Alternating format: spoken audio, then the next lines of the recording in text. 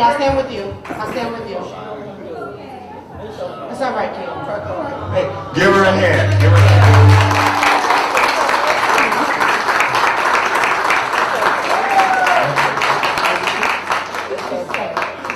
She's 7 years old. And the more she does it, the more comfortable she's gonna get. And then watch you see in a few years, and she's gonna be the feature. All right, so give her a round of applause one more time. Okay, we're gonna bring out my brother, Julian, and he's gonna do his poem, and we'll get it going from there. Give a round of applause. Julian time. Alright, how y'all doing tonight? Very honored to be here to share some words with you, and I'll just get right into it. This poem is titled, Stand Up, Black Man. Black men coming up out of the sea, rise, and then walking amongst the populace, try to find out what's good. What's good, they be saying? Peace. What's the word? Dancing in the mist, shaking and baking in the modern hustle, the industry golden gleam, chillaxing with self-proclaimed bodega gurus, nodding and putting their 2 cents here and there as the world continues to burn. What's good is the block itself, buzzing and nestling its gentrified wave of newbies and wide-eyed hipsters seeking the latest news. Word on the street is, everything's permissible, but it ain't all good. And the brothers all inhaling the vibe and the sweat and the funk of the city, exchanging critiques of the antiquated avant-garde, sneaking stolen glances at each other as throngs of would-be artisans try to make believers out of them. What draws them in, their consciousness entangled with laymen, dreams scattered like restless wolves in astral forests, chasing pranic energy, chasing themselves. A shared hunger entangled with millions of countrymen chasing the same 15 seconds and what we thought it could be. And the brothers, they be shaking and they be shaking, but they can't shake the daymares or the populace, so they introduce the funk and splatter drum beats of the Congo and B-sides of Terminator X across the nightscape and fugues. Scrolls of grilled poetry scattered into cyberspace and cast as sheep amidst the wolves. Only the naked can live in the sun, they proclaim, in shouts of laughter and ecstasy, even as the very same futile psalms are derided and tossed into the annals of Twittersphere litany. Water bearers of history, bundled into formless shades of gray. Stand up, black man, stand up and claim the day. Such hyperspace cool daddies as we be, homie, we need to dream in the real world and walk in potential. We need to collaborate and build and connect ourselves with the spirit to build and unify our brothers and not fear each other, utilize each other, and build foundation for our sisters that they may reclaim the pedestal of Mother Earth. Right now is the word, and it's going down right before your eyes. Strong, beautiful, brown eyes, emblazoned in the passion and the fierce richness of Africa, reflecting the riches of the earth and proud head-bobbing verses of heartbreak and 808s. Right now is what we have, because right now is all there is. And right now is the time to build new melodies of healing and peace. Never mind the coded subtext in between the lines of psalm. All you need is the rhythm that makes it swing. I'm Julian Thomas, thank you.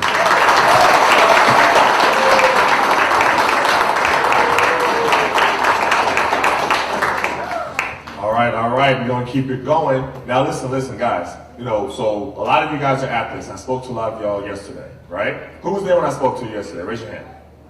Oh, just you? Okay, so this is a whole new group, huh? I recognize you. You're the one's gonna be the boxer, right? Yep, see, I got a good memory.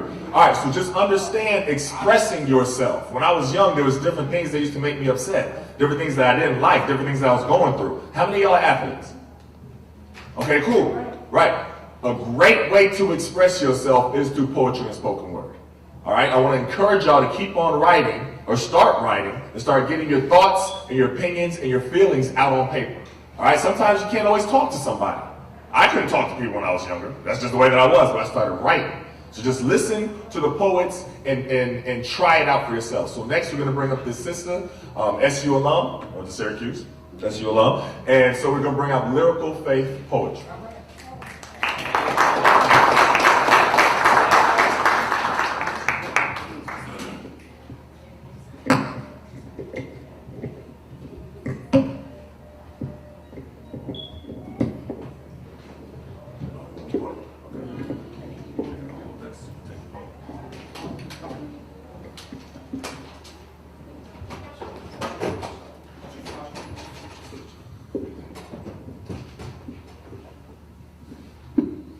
Hey everyone, I'm Lyrical Faith. Very honored to be here today, and no justice, no peace.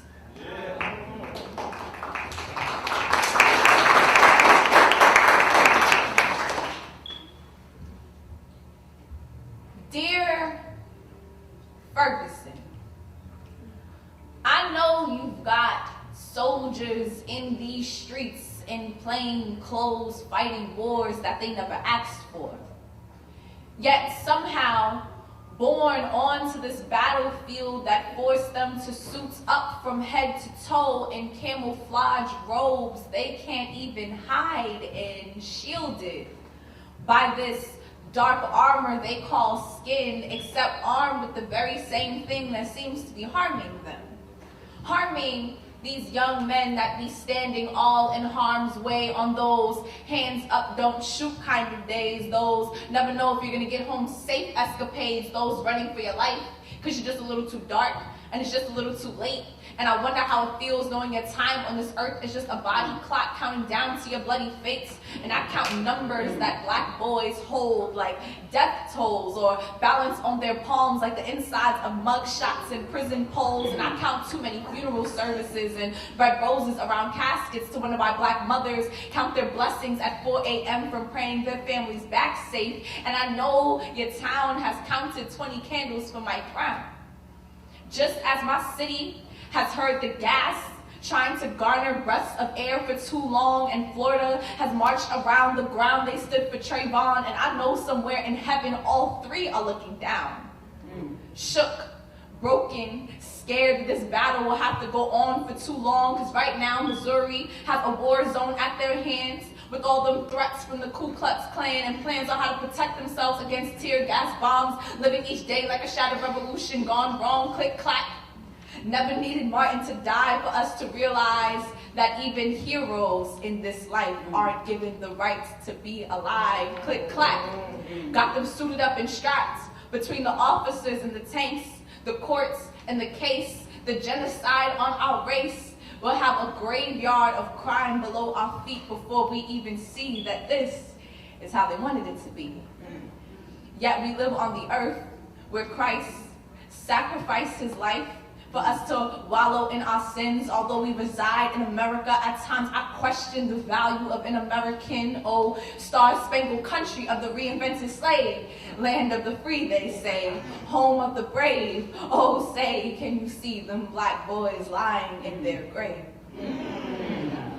There is no shovel that can dig all these martyrs away. We march, we halt, we stand at command, salute to the young blacks and what they could have been. I just wish I could name more of these young men, but the 6 o'clock news doesn't even report half of them. I'm stuck between half knowing my brother could walk out and get swept up by the night gust, and half knowing the night gust is just looking for him. Listen, I don't know much about armies or shooters or even Navy SEALs, but I do know we are in a state of emergency, a crisis bigger than you and I, and even those brave citizens in Ferguson who have lost their lives. I know there is a war going on outside, but there is not enough camouflage for all of us to hide.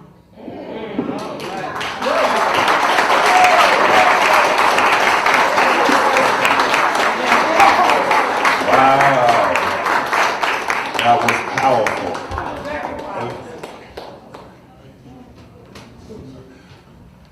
Thank you for that, Lyrical. And you know, I can't say enough how important it is for you guys to learn how to express yourselves.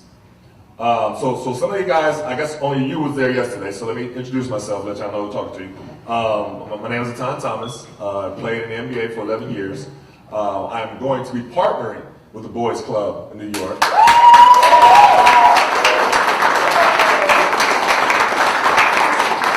So I went to the Boys Club when I was young.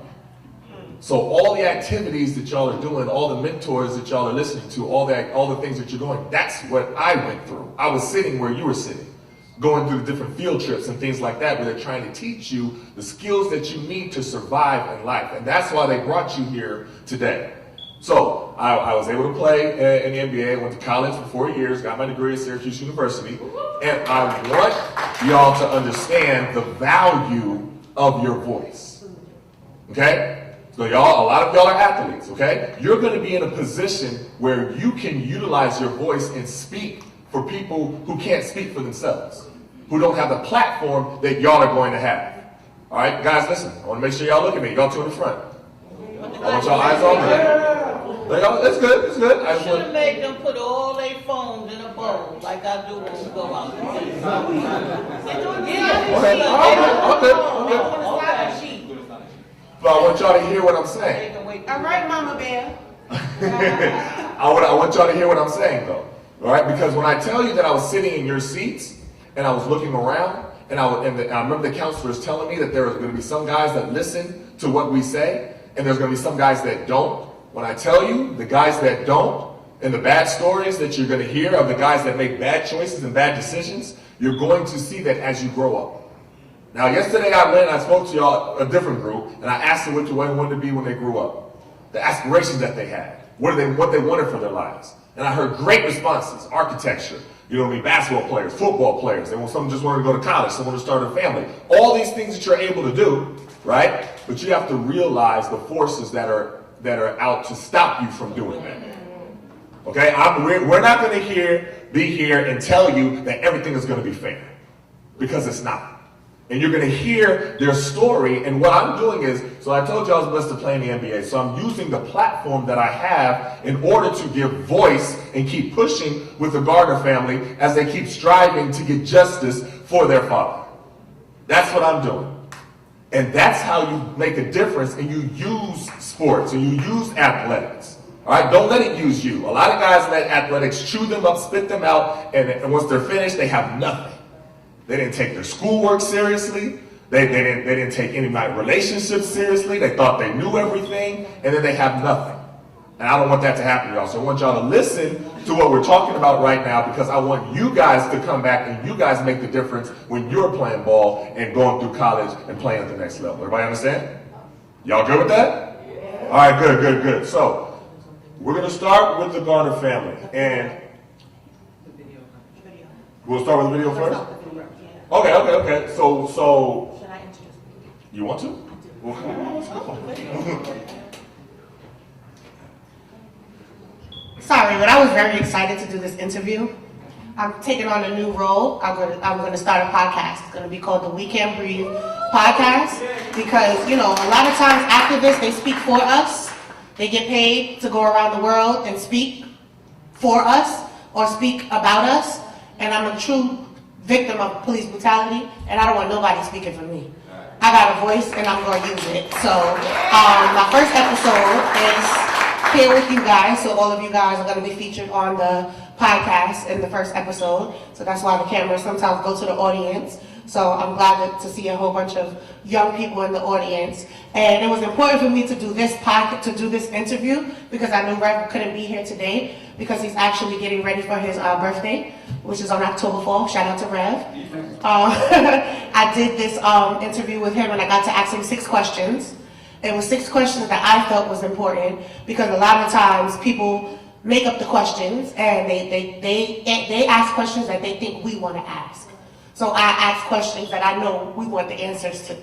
So we got to do 6 questions, and Here's our first interview. This is my first interview as an anchor, you guys. Stay tuned. I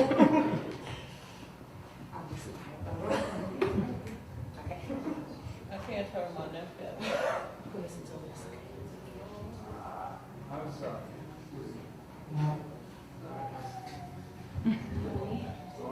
No, you just be at. Just skip the on the right. All right.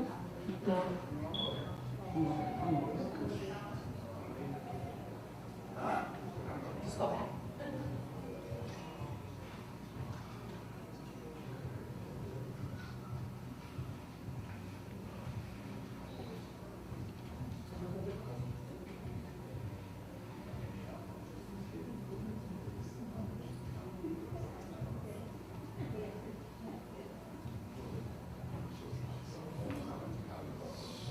Buffering. Sorry, guys.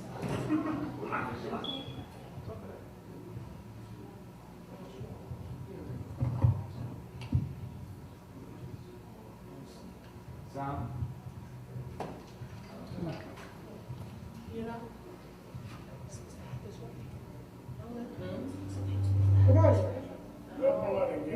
Turn it up. Thank you for joining me today. Questions, so, in my opinion, I feel like victims are falling into activism. They don't really know what to do. They don't know which direction to take, which direction to take. And in my case, I didn't know where to start or where to go. And I just came to Huddle one day, and that's where I learned the process. Sorry, we're going to start on Saturdays. That's where I learned the process. How long is it? This is gonna be on my podcast. This is gonna be my first episode. Okay, I'm ready. Are we rolling? Good morning, Ramshaw. Good morning, good morning. Thank you for joining me today. Thank you for inviting. So I'm just gonna ask you a couple of questions, just so in my opinion, I feel like when victims are thrown into activism, they don't really know what to do. They don't know which direction to take. And in my case, I didn't know where to start, where to go, and I just came to Huddle one day, and that's where I learned the process. And then coming to the rallies on Saturdays, that's where I learned the process of how we get our stories out, how we get marches, how we get protesting, and things of that nature. Well, I think that it is important that people know that you have followed and remain loyal to fighting for justice, not only for yourself. You've been involved in a lot of other cases and other situations, and which showed your sincerity that you weren't just using the movement, you have become a leader in the movement. And I think that you felt an obligation with having your father, but I also feel you felt totally obligated after your sister died, and she's dependent on you. So we're proud of you and we recognize you. Thank you so much. I appreciate it. And I'm sure Africa is doing her happy dance up there, having like, go ahead, Emerald.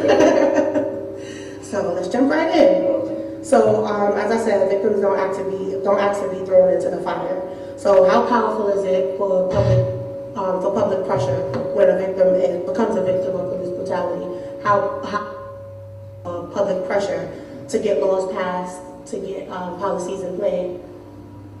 I think that it is very powerful and necessary, because if you don't create the climate, if you don't create the public outcry, then it is very difficult to impossible to get the laws passed. Politicians react to public outcry because that's their voters.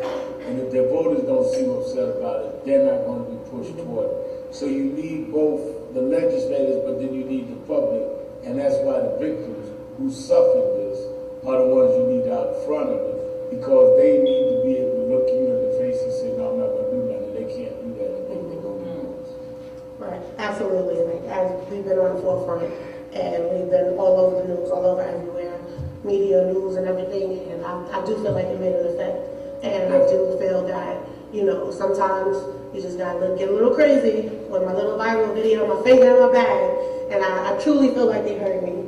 And I do feel like that made an impact on Pennsylvania getting fired. Absolutely. I think that had we not shown that kind of outrage, and see, it's one thing for civil rights leaders like me to say how family is. It's another thing when you in their face and you pointing the Bible, because then they know we're not exaggerating this and they have to do something. So you need all of that, and I think that it is important because we're talking about real human beings. We're not talking about objects somewhere. So I think all of that is, otherwise they would have left Pantaleo Stadium.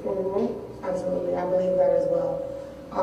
So I've met with a couple of people who have been victims of police brutality, and sometimes they don't get, or sometimes they don't want the media attention, and they don't want their faces to be plastered all over because we get recognized everywhere as victims, and oh, that's Eric Garner's daughter, or that's Charlotte's wife, or that's Mike Brown's mother. So some victims don't want to be in the spotlight or be in the media. So what would you say to those victims who want to have a law like Eric Garner, the Eric Garner law, and what steps would they take to do that without media attention? I think that they've got to be able to go and tell their stories then directly to the legislators, and they've got to deal with people that are in the media that they can get their stories out. I think it's more effective if they're in the media because then they can, nobody can express the pain like they do. But there are times they may want to step back and they need to make sure that the people they send know what they do and know how to do it, and that they don't hurt the cause, but that they help the cause. So there's a way of doing it, but it's better to have a collective strategy. Absolutely, I agree.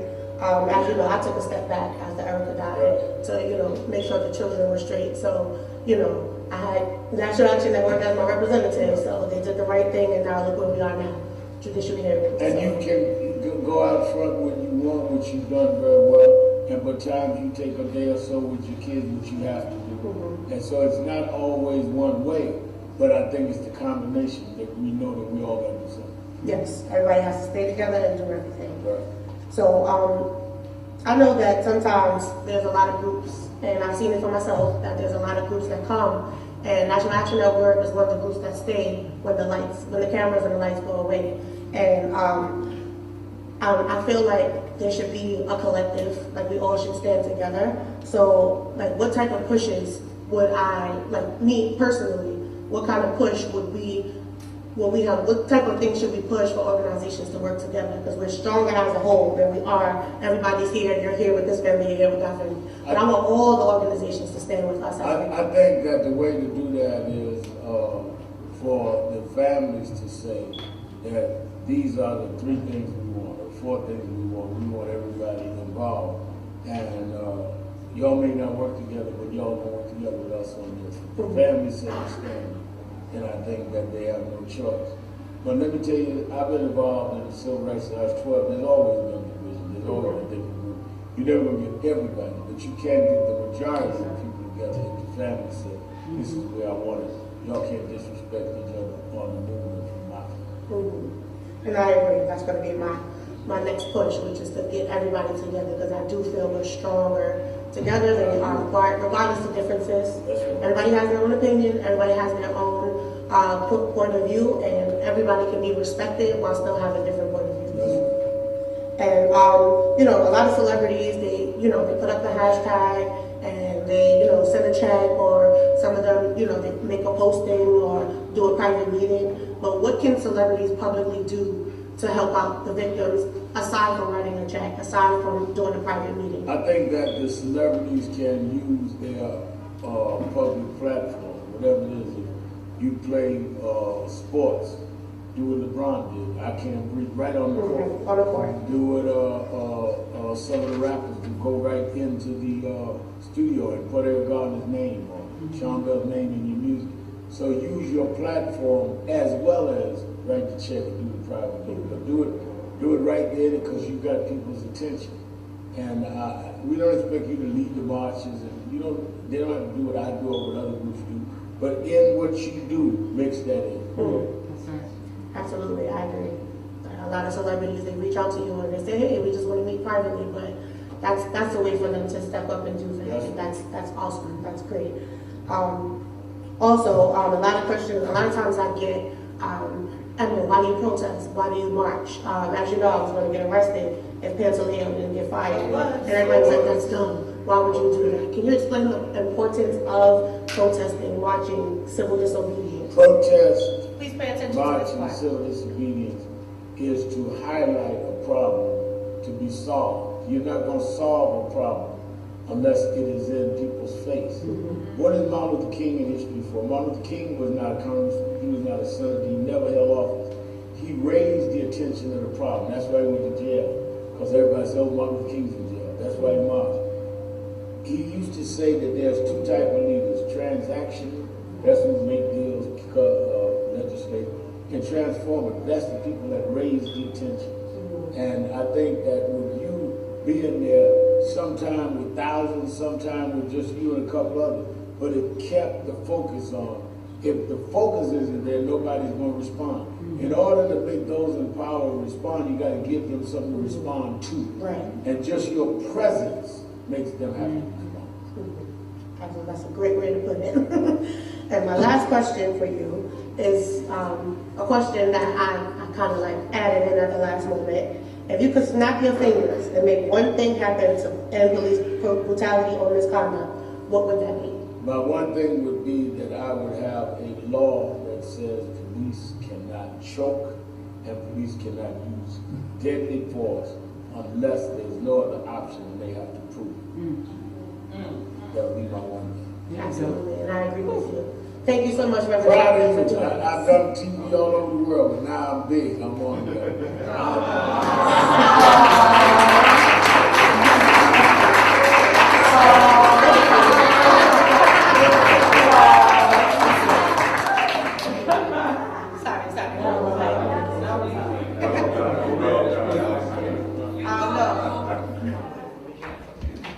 Very well done, my child. Very well done. Very well. Give Emerald a round of applause.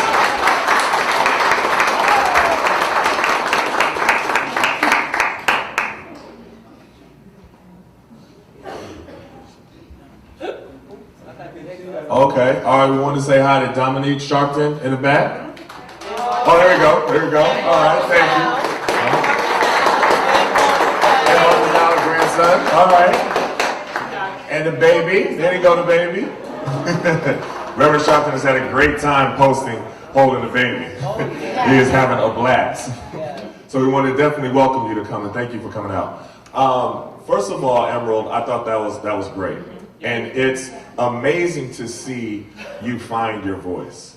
You know, when we first met was at the NBA All-Star Weekend in New York. And we were at Canaan Baptist Church, 2,500 black and brown young men. And it was right after everything happened. And I wanted Emerald to come and feel the support from the community. And she didn't really want to talk. And I said, listen, you don't have to talk, just come and you'll just feel the support. And if you feel like talking, then just give me a little signal. And so she said a little bit, and that was like the birth of everything, right? And then she started finding her voice. Talk about the process that you've gone through of finding your voice. Lights. Turn the lights back on. Turn the lights back on. Hello? Oh, okay. Like I said in the video, the part that wasn't playing in the audio was a little messed up, but in the beginning, the first march that we did was in DC, and I co-chaired that march, along with National Action Network and a bunch of other organizations, where we got buses from a couple of cities.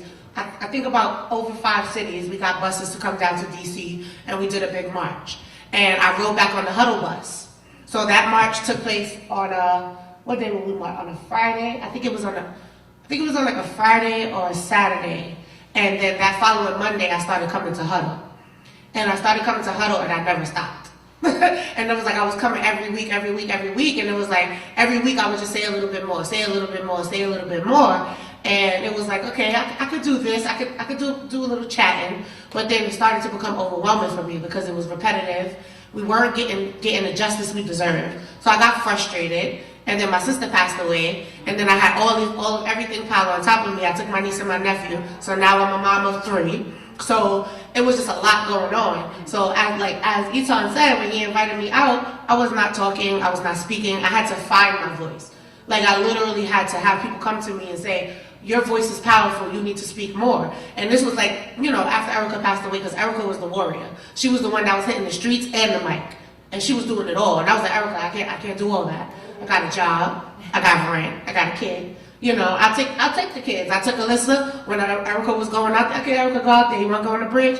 Go ahead. I got the kids. And that's how it was. So after Erica passed away, I just feel like her spirit came through me that day when I was with my bag and my purse. That was straight Erica. I don't know where that came from. I walked out the place. I was like, I was in the meeting. They didn't say what I wanted to hear. I asked them. I said, "Are you prosecuting the cop or not?" And they was like, "No." So I was like, you know what I'm here for? I threw my book and everything. I was like, what I'm here for? Y'all came tell me the same thing that y'all told me last time. So I left out and I was like, I went down the elevator, walked down the street, and I'm like, you know what? I'm sick of this. Sick of this, you know, and all of this. And y'all saw it in the video. Y'all saw how I felt. And it was just like, I felt like that needed to happen. 30 days later, Pantaleon was fired. They heard you. They heard me. Give her a round of applause. Give her a round of applause.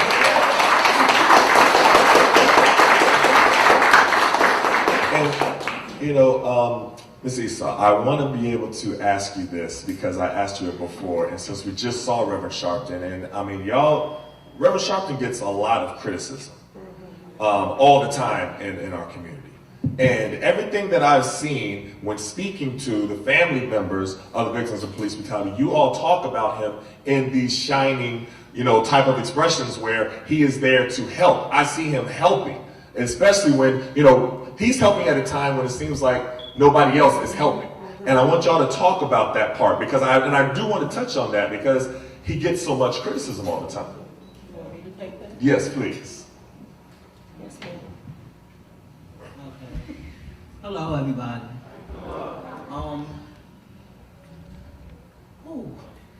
Going back to the day that it happened, I was in shock. You know, I didn't know what was what. I was just hearing so many stories of what happened and where is he and go here and go there, and I was just so confused, and I was just like, I sat in front of my building and I'm like, I'm gonna wait for him to call me and tell me where to go. I'm gonna wait for him to call me, but that call never came through. I got a call from someone else that said they just put him in the ambulance and took him to the hospital. Meet him at the hospital. So I'm like, okay, my girlfriend in the building, she jumped in the cab with me. I went to the hospital. Moving forward from there, you know, I went home, I was distraught. Like, you know, I didn't want to stay in my apartment.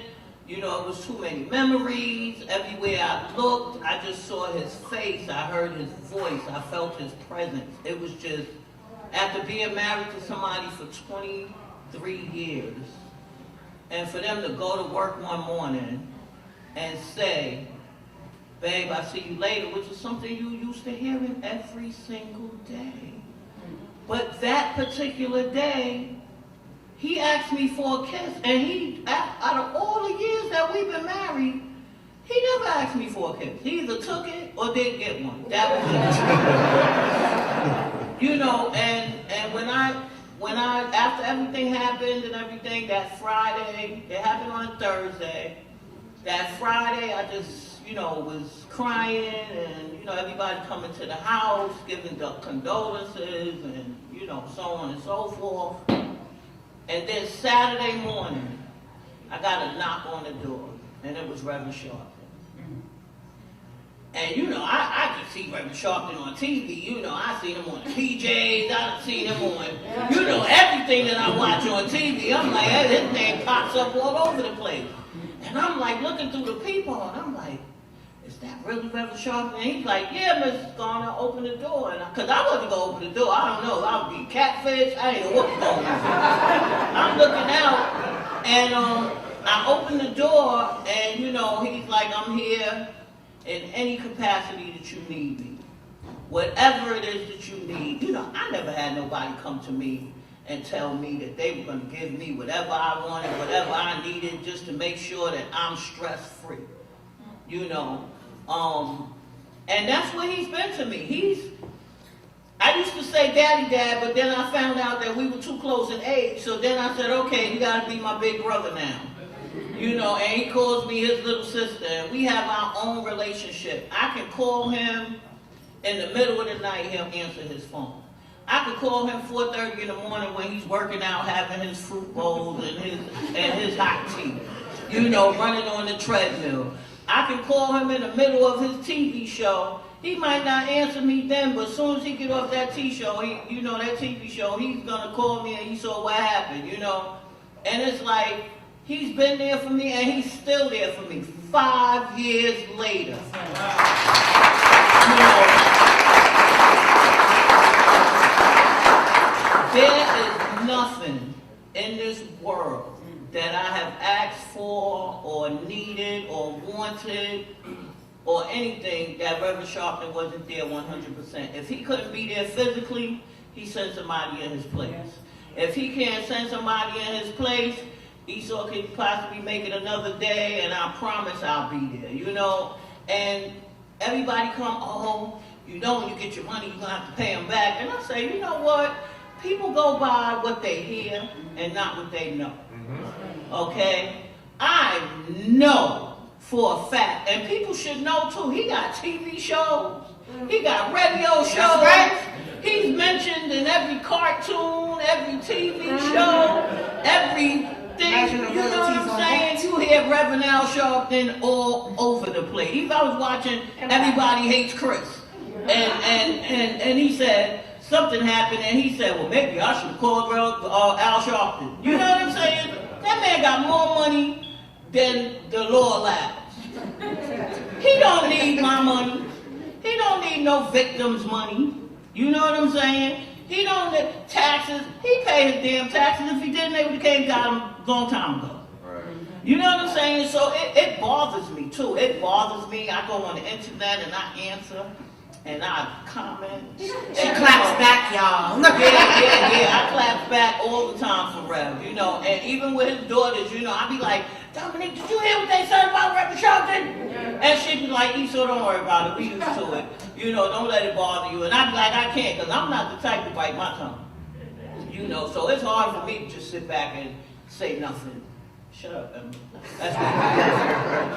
That's where you get it from. But Reverend Sharpton and the National Action Network, and I'm not even gonna say the media, because me and the media don't get along, because they done said some things that didn't come out of my mouth and twisted it around and made it sound this way. It's like texting somebody something and them taking it in, but not the way you meant it. You know, taking your words out of context. You know what I'm saying? So, you know, I fell back, you know, about 2 years ago. I stopped doing interviews. I stopped going places and doing things. Because me, I'm on grandma mode. You know what I'm saying? I just want to do grandma things. I want to go, you know, spend time with the grandkids. And I like to gamble. So I run to Atlantic City and do this and that. You know what I'm saying? That's my happiness, you know? Shut up. So, it's legal.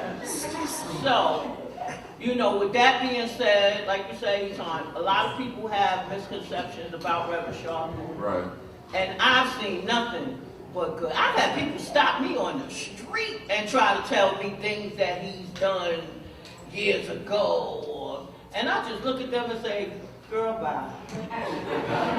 You know, or I say, if that's the way you feel, you're entitled to your opinion. But don't try to project your opinion on me. Don't try to make me change how I feel about Reverend Sharpton. You know what I'm saying? And like I tell everybody, I don't do interviews and stuff. But if the Rev call me and say, so I need you to come with me and do MSNBC, I'm there. Arthritis, in pain pills in my pocket, whatever, I'm there. Whatever he needs me to do, whatever he asks me to do, I always do. And I'm glad you said that and made that clear for people, because like you said, people have a lot of misconceptions and things that they hear and they just repeat it. And it goes like rapid fire. Yeah. And they'll have no facts and everything like that. And so you speak right to the source and hear from them as far as their dealings with Reverend Sharpton. Now, Eric, you're finding your voice as well. I heard you tell a story when we was on the Karen Hunter show, and it's a story that I haven't really heard. And we have a lot of guys that are athletes, and they'll relate really to the story that you tell. Tell a story that you told on air about where you were when you heard and how your teammates responded to you and that whole process that happened? Because I had never heard you tell that story before. Hi, everybody doing? I was at a championship basketball game when I got the news. Well, I didn't get the news till I got in the house, but everybody that was like on the bus with me on the way back already heard. Like my phone was already like in my bag. Like, I didn't pull it out. We just won the championship. We was like on our way back, and it's like, you know what I mean? Like everybody was just looking at me funny. So like as everybody looking at me, I didn't know what to expect until like I got into the house. And then what happened after that? Like my mom's told me, and then like I had to attend college. I was going to college on a scholarship, so it was like 2 weeks later I had to go to school, and like I just stayed in my room for the rest of the 2 weeks that I was home. Then I went to school, and that was it. Actually, he was the first one to hear it, because he came in the room and he said to me, he said, "Mom, you still gonna give me that $20 you said you were gonna give me yesterday?" I got a game. So I said, "Yeah, just go in my pocket and take the $20." And he left. But when he walked out the door, we lived on the first floor, so for him to go outside and come back in like in 2.5, you know, he went outside, he came back in, and he said, "Mom, call Daddy." I said, "Call him for what? I just spoke to him. He said he's coming in early. I'm not going to bother him. Let him do what he do. I'll see him later." He said, "Nah, Mom, I just heard that he got choked out on Bay Street." And I'm like, huh? And that's when my phone started ringing. I had 2 phones at the time, and it was just, both phones was just ringing. And that's how, you know, I was like, my eyes got open to what was going on. I didn't know what was going on. I had just came in the house. I was watching TV, relaxing, and he walked outside, and he was like, "Mom, call Daddy," you know, because I just heard that the cops choked Daddy out on Bay Street. And it was like, huh? You know, and that was at 2:45. I can't forget the time, because I was watching The People's Court, one of my favorite shows. I was watching The People's Court, and it was like 2:45, and mind you, I had just talked to him at like about 2:30, maybe about 2:30, something like that. I had just spoke to him, and he was telling me, "I'm coming in early because the cops are rolling around and they messing with me, so I'm coming in." And I said, "Eric, just come in the house, call it early day." And 3 o'clock is when I got the phone call to go to the hospital, and that, you know, he was at the hospital. They didn't say. To this day, I haven't seen past the first 3 minutes of the video. I can't watch it. You know, I can't watch it. You know, I don't know. You know, people have come to me and told me, you know, his eyes rolled back. He went limp. You know, he was already gone before they put it. I don't know that. I didn't see it for myself. But just to hear it and knowing what kind of person he was, he didn't deserve that on any level. You know, regardless to, I know people that shot police, shot with police, fight with police, throw things at police, and they still walking around to tell about it. You know what I'm saying? My husband was a boxer. Good and well, if he wanted to resist arrest, he could have punched a couple of them cops out, and if, I swear I know my husband. If he would have knew that that was his last breath that he was taking, he would have went all out.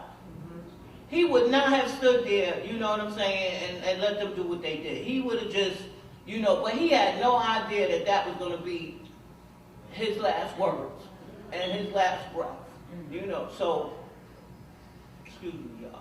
No, that's all right. That's all right. And talking about it in the way that you have your strength, and this is one thing that I've expressed to Emerald.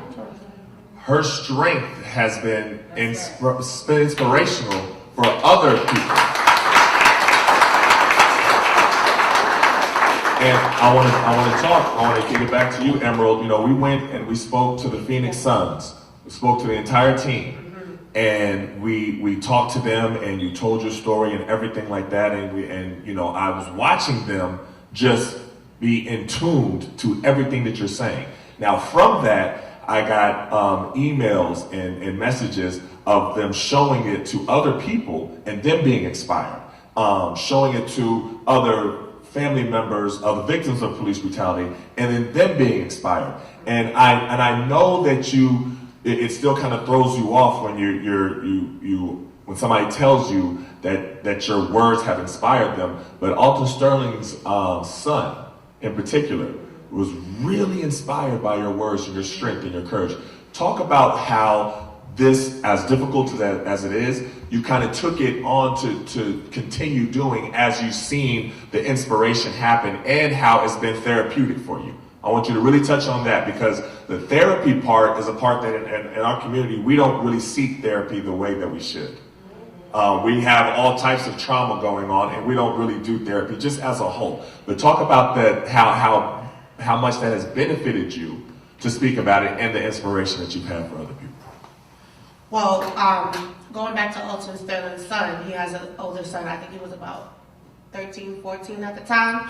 I went to an event and I met him.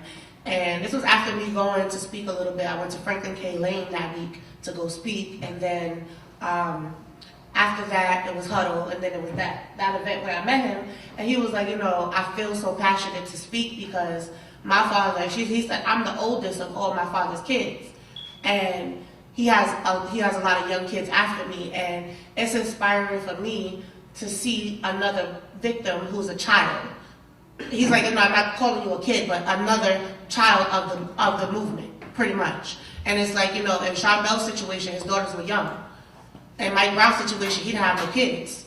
Amadou Diallo, I don't think he had any children. And as like, you know, going on, it's like, you know, a lot of people forget about the kids. Just the other day, me and my brothers were sitting there, and the lady was like, are you guys relatives of Eric Garner? And I'm like, we're his children. Like, you know, like it was like, you know, sometimes people often forget that Eric Garner was a grown man with a wife and children. So, you know, like, it's like, you know, he brought me back to that, and it was like, oh, right, we do have a voice. And like I said, a lot of people like to speak for us. And he was the one that kind of turned me on, like, it kind of clicked to me, like, I have a voice too, and what I say matters. And it's like, you know, who's better to represent Eric Garner than his children? We are a combination of Eric and Esau. He created us. He raised us. I have 22 years of memories with my father. Not 2, not 3. He was never an absentee father. He was never not there. I don't know what it is to be a fatherless child. I don't know what that means. So it's like, he brought me to like, I would say back to reality, because I was just so spaced out. I was at a point in my life where I was spaced out. And when Eton talks about the therapy part, Eton knows, I text him all the time. I'm very impulsive, I'm very angry, I'm very aggressive, and I snap at the drop of a dime. I really do. And I'm the type of person, I don't think first, I act first. So I try to think like an adult. Like I tell Eton, I'm gonna grow up one day. Might not be today, but I'm gonna grow up one day. So Your mother ain't grow up yet. exactly. We all children out here, you know? Like honestly, I'll give the adulthood back and take my childhood, but you know, we past that now. But as the therapy part goes, it's good to talk to somebody. Because I put my daughter in therapy first, and one time I kicked her out of her session, and I was like, listen, Miss Sydney, I need to talk to you. Miss Sydney, I need to talk to you right now. I'm going through it, and I'm about to do something stupid. And she's like, no, Miss Snipes, let's go, let's talk. And ever since that day, I've always had a listening ear. So if somebody say, like, you know, I tell her about all the time, if I hear one more, I got you, sis, I'm gonna have a problem. Because all the people that say I got you, they don't be there. But this man right here, Reverend Sharpton, I call him for anything. It doesn't matter what it is. Even like I have some of my co-workers here that have known me since I've been at the fouling, and they know, they can see, like, you know, I'm stressed out, things are not going the way I need it to go, or I'm having an issue in my personal life when it comes to the kids, when it comes to me, when it comes to therapy, when it comes to bills, when it comes to doctor's appointments, anything. Transporting all 3 of these kids is very hard on public transportation. It's very hard. But I get to have somebody listen to me, like, these are my struggles. Like I gotta go from the Bronx to Harlem to Chelsea, from Chelsea to Harlem to the Bronx. That's my schedule every day. Because I have to go to work, go drop the kids off, go to work, pick them up, and then go home. So that's my schedule every day, and that's been my schedule since I got them. So it's overwhelming, it's stressful, especially when you're doing it by yourself. So it's like, you know, I get friends to help me, I get family to help me. I drop them off at my mother's house and then leave. She don't have a car. She can't chase me. So I could just drop them off and be out. So I'm utilizing that. She said she want to be grandma of the year, she can have them all year. But I'm just saying, like, it's therapeutic to have somebody to talk to. Like, you need an outside entity. Not your friend that you're going to say, I'm having these crazy thoughts, and I feel like I'm being impulsive, and I want to choke somebody or I want to punch somebody in the face. It's like, it's good, it's okay to feel that way, but you talking to your friends, they be like, get out of here, you crazy. Get out of here, shut up. Or, oh, we're not listening to you. But the therapist is going to be like, oh yeah?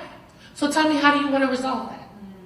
And then they'll talk you around to you coming up with your own solutions. And I'm like, you know what? I didn't even think about it that way. Like, you're right. Like, you know what I'm saying? So it's your opportunity to say how you feel. I feel like punching people in the face all the time. I'm not going to do it, but that's how I feel. Maybe I should get a punching bag. Maybe I should get a bozo. That's one of the solutions that my therapist told me. Maybe you should get something to punch so you don't punch somebody. So that's basically like how they give you other ways of dealing with things. Like, you know, half of the time you walk around, maybe you don't like somebody's attitude, but you don't gotta tell them you don't like their attitude. You could just not like their attitude and keep pushing. You can avoid that person in every way because you just don't like them. Everybody not gonna like everybody. Everybody is not for everybody, and I'm a testament to it. I'm a true Capricorn. You rub me the wrong way, I'm done with you for life. But that doesn't mean that I can't work with you. That doesn't mean that if we fight for justice for Eric Garner, we can stand on the same stage, or we can we can march at the same march, or we can talk about the same thing, or I can have you on a panel so you can talk about your stuff. There's no reason why anybody can't put that to the side, because if we fighting for justice, we all fighting for the same thing. We all fighting for everybody. Everybody. We need to all stick together. And when you like, and I'm gonna reel it back in because I'm a little chatty, as you can see. But it's just like, you know, talk about it. I'm talking to y'all guys. If y'all see one of these people here and you don't feel like you don't want to talk to them, call Mr. Arthur. Where's Mr. Arthur? Mr. Arthur will listen to you. Mr. Arthur ain't a therapist, but you could come vent. You could say whatever, and I promise you it won't leave that conversation. Or you come talk to Patrice. That's who I talk to all the time. I done told Rev I only want to deal with Patrice right now because I don't want to deal with too many people. When it came to my sister's funeral, my mother dumped everything on me. Emerald, do the funeral, do the clothes, do the this, do the that. And Patrice was with me every step of the way. She listened to me.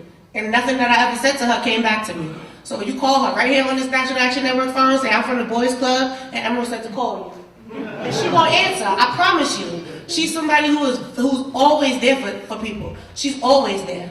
Like I called her 2 o'clock in the morning, I had an asthma attack. I was in the hospital, and she's like, I'm on my way. I was like, you don't have to come, you don't have to be on your way. She showed up anyway. And she stayed with me until I got discharged. When I did my sister's funeral, she stayed with me until it was all over. 2 o'clock in the morning, 3 o'clock in the morning, I'm crying, I'm emotional, I'm this, I'm that. Call Patrice. My mother, when she need a prayer or two, I be like, listen, don't call me. Call Patrice, because listen, she gonna get you through it. And anytime, like I'm opening her doors to y'all. Even if you want to call me. Call me. If you want to vent, it's all right. I won't tell your parents that you're cursing. It's okay. But you have to talk to somebody.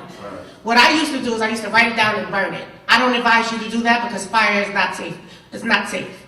But what I do, I write it, rip it. That's how you let it go. And that's what I used to do. Like, everybody used to know I used to rip notebooks. Say it, forget it, write it. Exactly. Write it and throw it out. Because you have to get those out. You have to get it out. Say it, forget it, write it, regret it.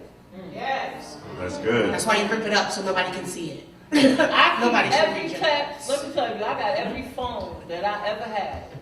From flip phone Here she to goes. iPhone. Okay? Talk about Everyone receipts. will call me and say, Mom, you still got that text? I Sure do.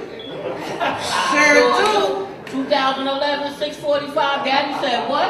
Oh, yeah. Remember he said that? Oh, yeah, that's why I said. She always put out those. Say it, forget it. You can say Yep. anything you want to say, and you know, it can be forgotten. But when you write something down, be sure when you write it that you don't regret it after you wrote it. Yep. And here's the thing. They're still in the grieving process. And the problem is that people want to tell you how you're supposed to breathe and how you're supposed to act and how you're supposed to deal with trauma. And this is what y'all are going to see, where people think that they know the answer of how you're supposed to conduct yourself and how you're supposed to respond. There are going to be things that you deal with that you don't want to talk to anybody. That's why we're stressing for you to find positive outlets, because there are a lot of negative ways that you can deal with stress. There are a lot of negative ways that people deal, we'll say athletes, when things don't go, everybody ever had a bad game? Right, all right. So you have a bad game. Imagine 1 million people telling you that you have a bad game. Imagine 1 million people telling you you suck. Right? So you got to learn how to deal with some stress. Imagine 1 million people telling you your father deserved it. Right. Or your father resisted. Or your father resisted, right? Oh, if he didn't do, if he didn't do this, if he didn't do that, if he didn't do this, if he didn't do that. Cooperated with the police, he was still. Or if he wasn't so fat, his organs would have went in his chest. He wouldn't have had a heart attack. If he wasn't on his neck, it wouldn't have got crushed. Eric hit his father one day, and his father chased him down the block. Eric was laughing Sure did, so because hard he chased me. because he said, "I didn't know Daddy could run." I said, "You didn't know." As big as he was, he ran. So we got to take a pause because it's a school night, so I know that the fellas got to get back. We want to thank you for coming out. And listen. Thank you.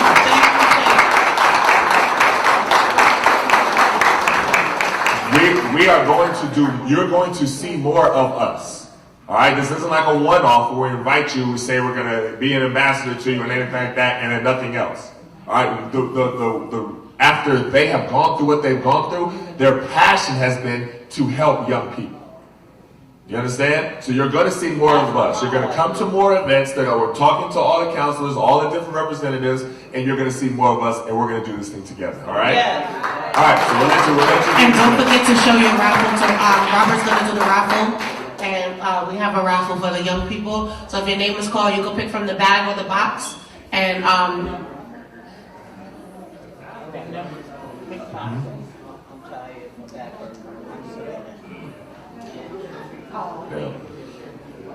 So oh yeah, I'm all right. We got some. I just wanted to let them. You got it, because I know they got to go. All right. So let them.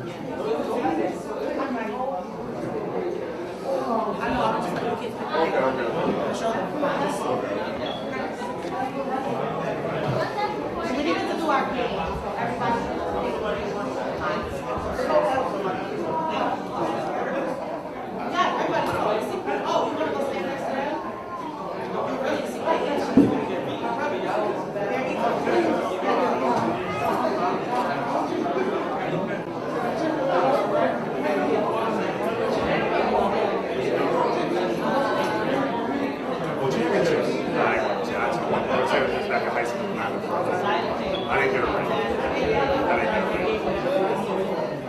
When? Okay. We're going to see a lot more. All right, we're going to do a lot more together. And more. All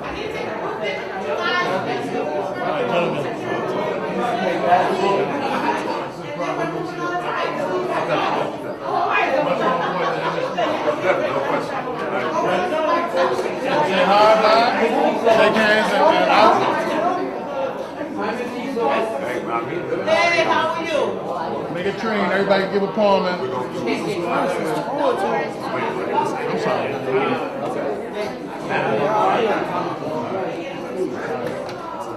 Oh, I'm going to run in the back and give you my bag. And my dad, yeah, so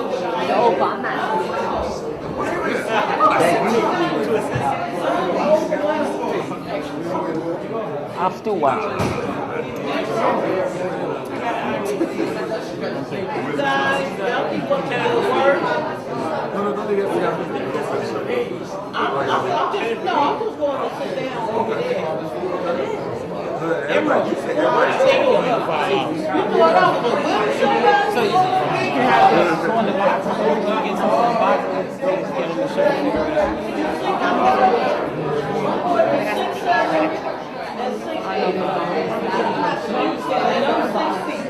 When I run out, then what I'm getting What's your total count? 15? I'm gonna have to mix the sizes. Or give it all to you.